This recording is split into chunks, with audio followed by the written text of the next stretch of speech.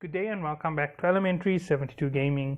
I am about to take on a new book that I myself am podcasting. Now, this book is not in any way a fully written script.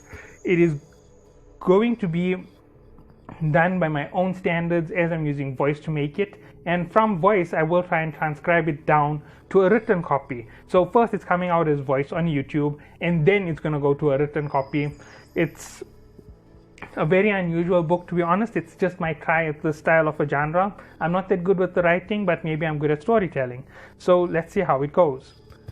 So the name of this book is, as you can tell, Eve Echoes, New Eden Reborn. Now the reason why I'm calling it New Eden Reborn is the other author, Mohammed Munir, who gave me his book in the start of the year. I have 30 pages of his book. I am going to push it, but I'm going to change the names within the story to those who are within the collaboration, who are willing to be part of this. So obviously we're going to do a chapter, maybe a week, maybe a month. I'm not sure how it will go, but it's going to be a little bit of content that we can give to the community. You know, a little bit of extra doesn't hurt anyone. Plus, it's non-reliant on anybody's particulars within the game. It will go with the 4 major factions. That's the way that his storyline went. And his storyline bridges in before the factions are fully formed. And you will get to see his political ideals, his theology, and so forth within those ways in which he practices his writing. So let's get into my story, and that is New Eden Reborn. Caldari. The corporation is all we need, all our freedom, all our wealth. Together we are powerful, together we are strong. One united under a single banner, spanning across the galaxy. As one, we will always be dominant. As one, we will always all be wealthy. Now, within the Caldari Corporation, there exist multiple layers of business structure.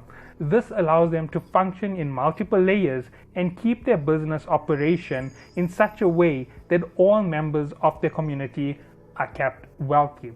This means that the lowest level workers will pull in labor in a certain way to earn money, and it will still contribute to the Caldari market. The Caldari market will then sell and make an economy boost via tax. This is how the Caldari market operates. The Caldari market is one of the most organized systems in the entire game. They come only second in organization to the vast power of Amar. Now, when it comes to Caldari, although their doctrine and their practice is variously different from the other 3, they do have a significant edge. Because of their ability to cooperate as a corporation, they can cooperate multiple technologies together to form elite technologies. That is the ideology behind the Caldari Corporation. Now, Caldari has one major enemy in the form of the Galante Business Corporation. Now, Galante Business Corporations are small entities competing with each other to grow bigger. And as a unified unit, they plan to take down the other various sectors. So we will be getting to Galante next. Galante. Through business, we better ourselves. Through business, we improve ourselves. Only the strong survive and the weak fall under. This is our way. This is Galante. Now, within the Galante Corporation or the Galante faction, there are multiple business heads functioning to do various items of business. They cut corners and do quite a lot of illegal and sketchy business. That is part of their standard formula. They don't hold high morals or ideals. They don't hold together as a community. They function to get each and every individual to a high profit on their own. And once they have achieved power, they use them to function as the baseline of the system. They help improve more and more systems, allowing trade to flow more freely. They are much similar to smugglers than they are to any of the other factions. They are the closest to a pirate faction from the 4 major factions. So that is the Galante Corporation. Galante's major enemy is the Caldari Corporation. The Caldari Corporation is one of the biggest business perspective competitors, with the ability to overwhelm and overpower the business group Galante. However, Galante does have a slight edge, with the individual being able to overtake ideas at a much faster rate, so they manage to capitalize on markets much sooner. Along with their lower standard in moral and following of ethics and rules, they are capable of getting the edge in the most conniving ways possible for the fastest way to make profit. That is where they beat the Caldari Corporation. However, within their entire corporation, structures are very limited. It is business consortium manners that work with them, so they work with each other when it benefits each other, and they disband all the time. So that is how Galante business works within the faction, and that is Galante. Amar. Through devotion and determination, all is ours. Through belief, we achieve our freedom. Through belief, we achieve what is right. Those who do not believe will be supplicated. You will follow our rule, and we will spread our doctrine. Amar, the great religion. Now, Amar is one of the most questionable corporations of the four.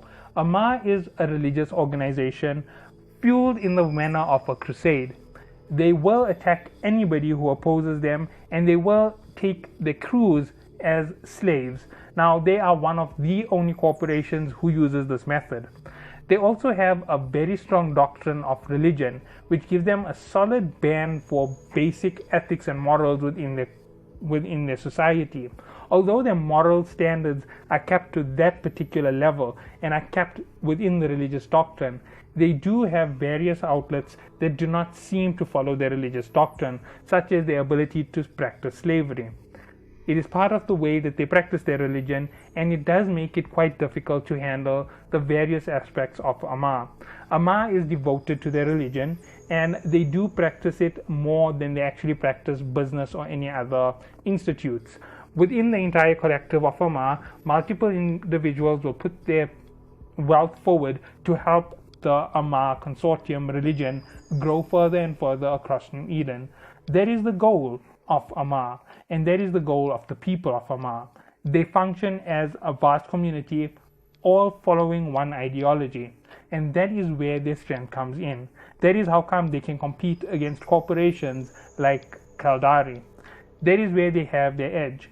The ability to set themselves with a state standard set of morals is what gives them this functionality.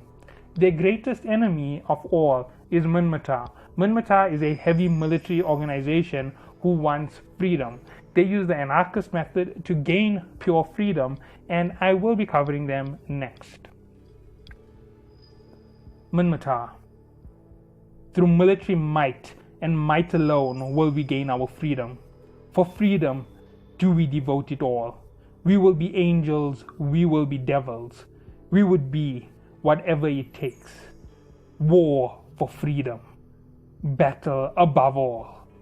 You must earn your freedom with your might. Freedom is the only truth in this galaxy.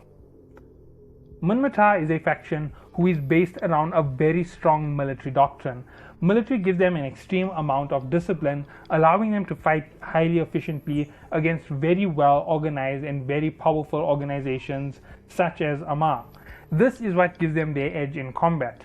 Unlike any other faction, they are only a military doctrine for the sake of freedom. They will do anything to gain freedom. They will liberate slaves from the Amar consortium purely because it is their doctrine. They fight for the sake of freedom. This is kind of an ideology from the anarchist school of thought, that you must always fight for your freedoms, never ever allow it to be taken. Their rules and their morals within society are extremely limited. They are only required to follow one rule, and that is to ensure freedom is brought to all. So that is what you can expect from the major power of Minmatar. Now, beyond them exist multiple factions hidden in the woodwork of New Eden. The pirate faction Gurista, once part of the great Caldari Corporation, broke away to form stronger and stronger aspects of their own population. They have grown from strength to strength and will continue to grow for ages to come. Within Caldari, they were a powerful military force. When they broke away, they became even more powerful. The corporation was always at ends with them, fighting them as hard as possible. They once even partnered with the infamous Mortis Legion, forming one of the greatest powerhouses that ever existed in New Eden. They were the greatest enemy Caldari ever faced, even greater than Galante. Serpentis. Serpentis Corporation exists within the great expanse of New Eden. They are responsible for the creation of corporation outposts outside of the Empire. The Empire is the coalition that is formed between the four warring factions, Caldari, Galante, Amar, and Minmatar. Serpentis is a basic opponent against all of them, as they set up bases outside of the control of the Empire. They function highly in Nullsec, and they do function in all regions across the board. However, there is a strong Serpentis pirate faction that spreads out through some parts of Galante space. They do also spread into Nullsec, where you can find them. They are infamous for very powerful and elite ships. They are Serpentis.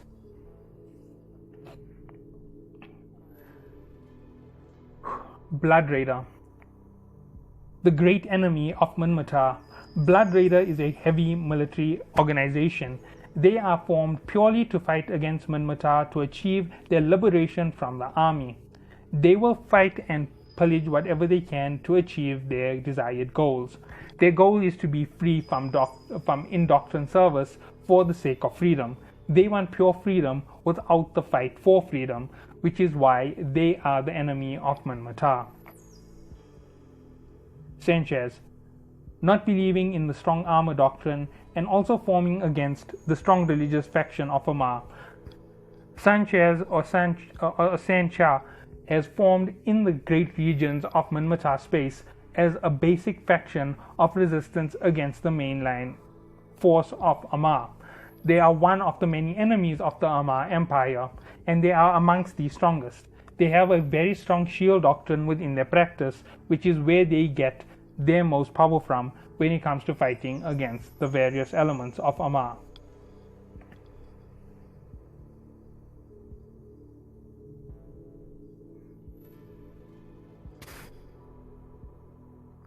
Angel. The last of the five deadly pirate factions. The Angel Space Cartel is one of the most powerful cartels, functioning between multiple corporation spaces and mainly against that of Amar. They are one of the most powerful forces with three of the most fast and powerful ships that you could ever chase after. The Angel Cartel is not to be trifled with. Their ideals and goals are very secretive, as are their operations. The Sisters of Eve.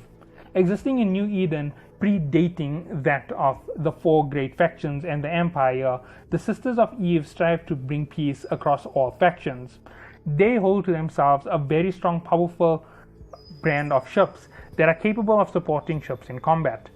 They are one of the most secretive organizations working behind the scenes to create unity. They are also considered very great threats to all four major corporations. Mortis Legion.